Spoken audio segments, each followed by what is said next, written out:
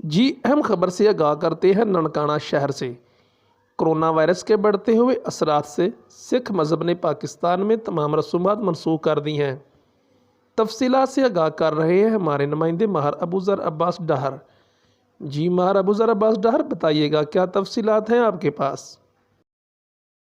जी बिल्कुल, corona virus की वजह से मौजूदा सूरत हाल के पेश नज़र सिख कम्यूनिटी ने अपना मजहबी त्यौहार बैसाखी इंतहाई सादगी से मनाने का ऐलान कर दिया।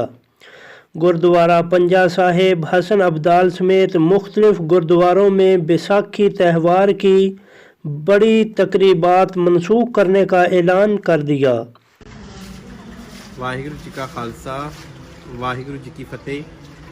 साध संगत जी, जिवें आप सारे जाणू हो कि पाकिस्तान सिख गुरुद्वारा प्रबंधक कमेटी ਅਤੇ ਐਵੈਕਿਊ ਟਰਸਟ ਪ੍ਰੋਪਰਟੀ ਬੋਰਡ ਹਰ ਸਾਲ ਖਾਲਸਾ ਸਾਜਨਾ ਦਿਵਸ ਬੜੇ ਪਿਆਰ ਤੇ ਸ਼ਰਧਾ ਨਾਲ ਗੁਰਦੁਆਰਾ ਸ੍ਰੀ ਪੰਜਾ ਸਾਹਿਬ ਵਿਖੇ ਮਨਾਉਂਦੇ ਸੀਗੇ। ਇਸ ਸਾਲ ਕੋਰੋਨਾ ਵਾਇਰਸ ਕਰਕੇ ਪੂਰੀ ਦੁਨੀਆ ਵਿੱਚ ਲਾਕਡਾਊਨ ਹੋਇਆ ਪਿਆ ਹੈ ਅਤੇ ਇਸ ਸਾਲ ਸਾਨੂੰ ਅਕਾਲ ਤਖਤ ਤੋਂ ਵੀ ਇਹ ਹੁਕਮਨਾਮਾ ਜਾਰੀ ਹੋਇਆ ਹੈ ਕਿ ਇਸ ਸਾਲ ਖਾਲਸਾ ਸਾਜਨਾ ਦਿਵਸ ਬੜੀ ਸਾਦਗੀ ਨਾਲ ਮਨਾਇਆ ਜਾਵੇ। ਪਾਕਿਸਤਾਨ ਸਿੱਖ ਗੁਰਦੁਆਰਾ ਪ੍ਰਬੰਧਕ ਕਮੇਟੀ ਦਾ ਪਹਿਲੇ ਕਰੋਨਾ ਵਾਇਰਸ ਤੋਂ ਪਹਿਲੇ ਪਲਾਨ ਸੀਗਾ ਕਿ 12 ਤਾਰੀਖ ਤੋਂ ਲੈ ਕੇ 22 ਤਾਰੀਖ ਤੱਕ ਜਿੰਨੇ ਵੀ ਇੰਡੀਅਨ ਯਾਤਰੀ ਜਾਂ ਬਾਹਰ ਤੋਂ ਯਾਤਰੀ ਆਉਣਗੇ ਉਹਨਾਂ ਨੂੰ ਅਸੀਂ ਹਰ ਤਰ੍ਹਾਂ ਦੀ ਸਹੂਲਤਾਂ ਦੇਵਾਂਗੇ।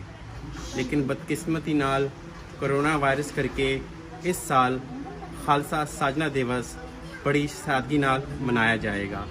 ਮੈਂ तमाम सिख जगत ਨੂੰ ਖਾਲਸਾ ਸਾਜਨਾ ਦਿਵਸ ਦੀਆਂ ਐਡਵਾਂਸ 'ਚ ਲੱਖਾਂ ਵਾਰ ਤੇ ਕਰੋੜਾਂ ਵਾਰ ਵਧਾਈ ਵੀ ਦਿੰਦਾ ਹਾਂ ਤੇ ਮੈਂ ਇਹ तमाम ਸਿੱਖ ਸੰਗਤ ਨੂੰ ਇਹ ਅਪੀਲ ਕਰਦਾ ਹਾਂ ਕਿ ਜਿੱਥੇ ਗੁਰਦੁਆਰਾ ਹੋਵੇ ਉੱਥੇ ਅਖੰਡ ਪਾਠ ਦੀ ਆਰੰਭਤਾ ਵੀ ਹੋਵੇ ਅਤੇ ਟਾਈਮ ਅਨੁਸਾਰ ਅਖੰਡ ਪਾਠ ਦੀ ਸਮਾਪਤੀ ਕਰਕੇ ਇਸ ਖਾਲਸਾ ਸਾਜਨਾ ਦਿਵਸ ਵਿੱਚ ਅਸੀਂ ਇਹਨਾਂ ਨੂੰ ਘਰ ਬੈਠ ਕੇ ਵੀ ਬੜੇ ਪਿਆਰ ਤੇ ਸ਼ਰਧਾ ਨਾਲ ਮਨਾਏਂਗੇ। ਵਾਹਿਗੁਰੂ ਜੀ ਕਾ ਖਾਲਸਾ, ਵਾਹਿਗੁਰੂ ਜੀ ਕੀ